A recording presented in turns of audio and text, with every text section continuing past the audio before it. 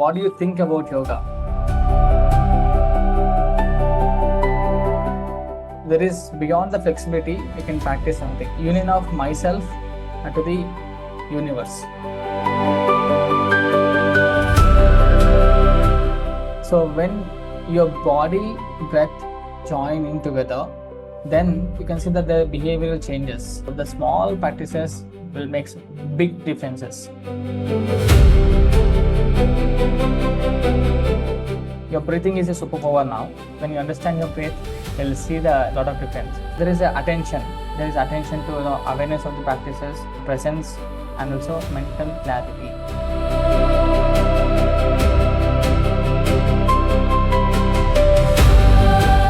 When you go with a steady breath, slow and diaphragmatic breathing, also deep with a proper counting. So even in the rhythm, so we can see a lot of differences. So what we can achieve ourselves to keep it your mind, body joining together.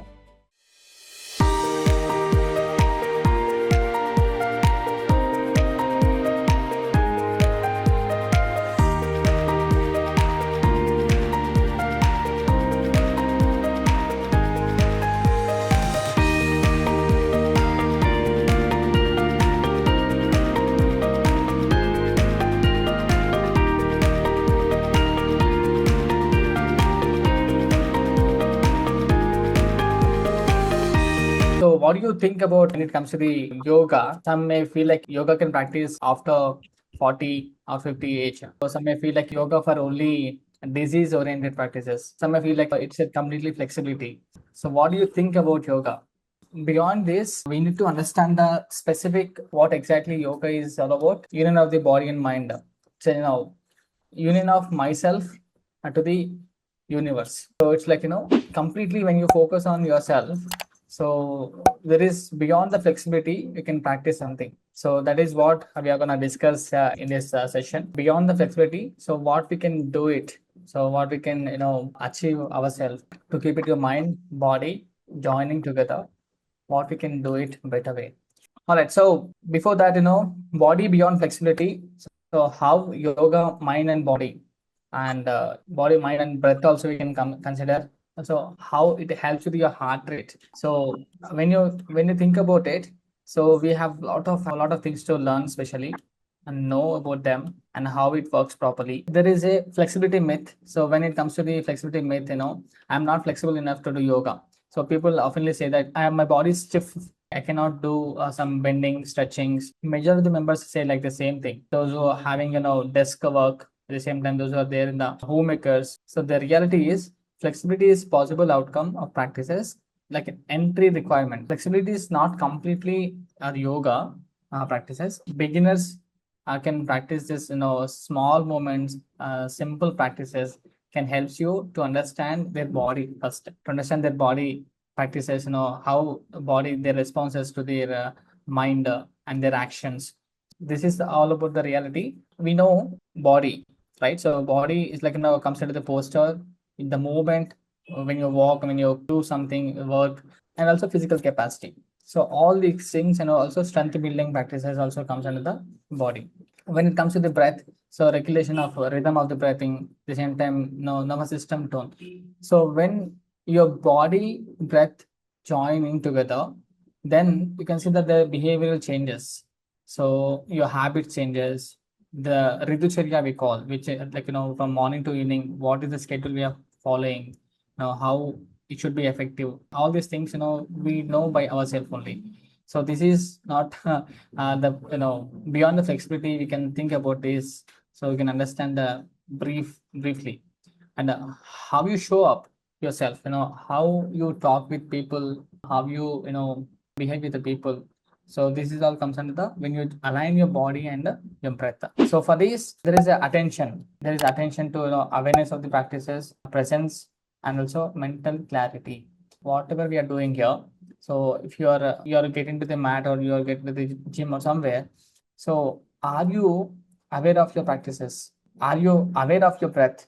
Are you aware of your mental clarity? So when you align your body and mind, breath. So today I just wanted to there is some roadmap. yoga, fitness through yoga. Yoga is not about doing asanas and controlling your breath. How it inculcated the fitness through yoga. So that is what's very important. The first body, mind, and also how it helps to the heart rate and how it is being to the daily practices. So you can practice these body mind practices at home, at office. So the small practices will make big differences. So now, when it comes to the beyond the flexibility, there are few factors I would like to tell you. So there is mobility of the practices, controlling movements through the joints full range. So when you practice this, mobility will improve, strengthen of your muscles, especially endurance and joint stability. So this is not a flexible practices. This is beyond the practices, and also balancing of coordination of the vision, inner ear, at the same time sensory feedback. First, let us take an example of the Vrikshasana. So it is a tree poster, basically, right? So when you stand on one leg, will our body will be stable at a stretch when you practice Vrikshasana? No. So when you practice daily consistency, you can see some changes. We can see some, increasing the stability of the your legs, your body. At the same time, when you practice a day every day, you can see that the increasing of the duration. First day would be like 1 minute or 30 seconds like that. So when you continuous practices, so that may increases the stability of the body. That is comes under the balance. So these practices should be in a consistency manner. Coordination, smooth and effective movement patterns, especially recovery is also very, very important. So the body is ability to restore and repair. So sleep, and also we have yoga nidra practices. We have a mudras practices to recover all in your body muscle and also your internal organs, I can say. Mobility versus flexibility. When you understand these two factors, flexibility is a passive range. In some point of you'll get flexibility, but mobility active controlled range. This is completely controlled your body. Flexibility is like available lengthen. At the same time, this mobility when it comes to the usable movement. So when you passive range is not the same as control movement. It's like the shoulders may be flexible, but lack of the strength is I think used to arrange safely. Yoga postures build active control, not just lengthen. That's what makes movement both capable and safe in the daily life. So when you're taking an example of this, flexibility and mobility, someone else move your arms, right? So when it comes to mobility, you lift your own arms overhead with control. So this happens with the yogic asanas when you do the plank postures, when you do some like downward dog postures, you do by yourself. So in other range of practices, you can see some lifting weights or something. This is someone requirement is there. Strengthen hides inside stillness. So muscular endurance, especially when it comes to the muscular endurance. So postures like plank and warrior and sustain, as I mentioned, that muscle engagement over time. And also joint control, alignment in stillness, trains stability, muscle around joints. So trunk stability, core engagement is standing and seated poses builds a resilient centers. So when it comes to the muscles, we have in the yoga practices, when you look at the asanas, we call there is Iyengar yoga practices like Trikonasana, Parshva Konasana. We have these asanas to help you to improve the muscle endurance. Also joint mobility, joint control. We have a stillness of the practices like we have a Vakrasana practices. You improve the when you practice this asanas, then you can see a lot of joint control practices, mobility. Also, when it comes to the lung stability, so we have a core practices like Utkatasana we call. So these are the asanas will strengthen your complete from inside. So when it comes to the balance again, so the trainable skill, it's like completely the balance is not gift you're born within. So when you inculcate this balance every day in your daily lifestyle, you can see some changes. Like it's like a skill built through practices. It becomes especially important as we age and for everyday function. So balance requires in everywhere. So it can when it comes to the emotional balance, also when it comes to the practice, daily fitness practices, also when it comes to the work pressure. So especially this is comes under the again attention of the practices. Consistency will makes the good balance. The poster is a dynamic, not perfect.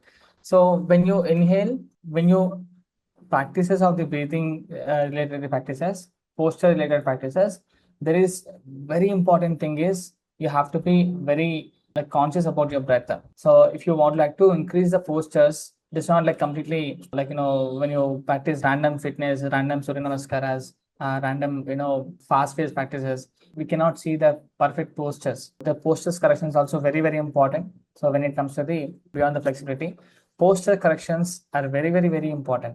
Your breathing is a superpower now. When you understand your breath, you'll see the lot of difference. Are we aware of your breath? Majority of the people say no. I'm not aware of the breath, but I'm listening. It shows that you're not aware of your breath. You're listening, but your mind is somewhere and you're listening here. So not only this part, when you do any work in the in your daily lifestyle, so your mind is somewhere and you do some body present and mind absent. There is no connection of your breath between the body and mind. So when you connect these things, your breath is like a superpower. It do magics. We have a one practice. Now before that practice, I just wanted to tell you what is a faster and slower than usual. The depth practices, rhythm practices. So when you see more range of motion of practices, especially fast practices, we can see, and also like agitated breathing. When you come to the shallow breathing, mouth breathing, abdomen breathing. So some may do irregular rhythm of the practices, fast breathing, especially. When you do these things, definitely there is a lot of anxiety, stress, insomnia, sleeplessness. We can see all these things. Nowadays, people are facing all these things, especially when you go with a steady breath, slow and diaphragmatic breathing, also like deep with a proper counting. So even in the rhythm, so we can see a lot of differences. That will also change your emotions and thoughts. So here is the body and brain, the stress, how the stress responses will change your body and mind.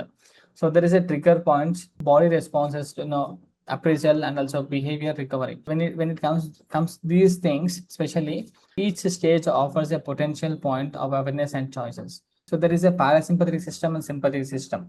So when sympathetic system takes the actions, so your parasympathetic nervous system will help you recover it. So especially when you look at the heart rate increases when you practice some driving in heavy traffic or doing intense exercises. So when you do these things, your heart rate increases, your breath becomes faster, muscle becomes like tensed, catching up muscles, especially giving a speech on stage or when it comes to you're writing an exam, important exam. So you can see nervous system. So these are the symptoms comes with a sympathetic nervous system. Attention of the practices, attention is in a muscle. I like skill. So noticing your mind completely, when you meditate or when you do something like, Trataka concentration practices or like sitting in a one point and sitting in a position and at least 10 to 15 times when you look at one object. So you notice wandering thoughts. What do you do then? Then we understand the yes, I am wondering my thoughts. I'm getting a lot of thoughts. So gently, what do you do then? Return gently. No, no, this is not I would like to. This is I wanted to concentrate on one object, concentrate on my inner awareness. Then you build attention. Once you reach these things, especially you can see a lot of stress related issues. So reducing your unnecessary thoughts. Also, we feel like sometimes we don't have enough sleep. Even though we sleep 8 to 9 hours, sometimes we feel like even though if you do a small action of the work, we take a lot of stress. So all these things happens with the mind. Why mind wandering matters, especially nowadays we can see a lot of distractions. So we have a phone, there's a distractions. So when you look at your phone, definitely what happens, we see some reels or we'll see some information videos or something, but this is distracting your body and mind. There is no energy frequency to your body and mind. So these distractions, what happens? Slowly, it makes you to the low energy in the body. There is no strengthen and the body. We feel like this kind of symptoms. This will make you again, get into the I don't have enough strength to practice something. I don't have enough practices to learn new things. You'll get all these negative thoughts. When you feel like, there is some distractions, how do you overcome? Especially there is a connection of your body and mind. You must be aware of your breath. I'm using phone right now. So is it useful information I'm taking inside of the mind? Is it useful for me? So these are the things we need to understand. Self introspection is very, very important. That is very, very important factor. Now, when it comes to the yoga and emotional regulation, you may help people notice, early signals like, so I can tell you something like, jaw tensions, also breath holdings. We hold a breath when you lift the weights. So we hold a breath when it comes to the, some breathing practices. Hesitation, we feel like sometimes, hesitation. We don't respond to the practices, we react to the practices. So we react to the emotions. This will, sensation of the practices. Awareness is very, very important when it comes to any practice, and choice and response. So this is where practice meets the real life. The small gap between the stimulus and the responses.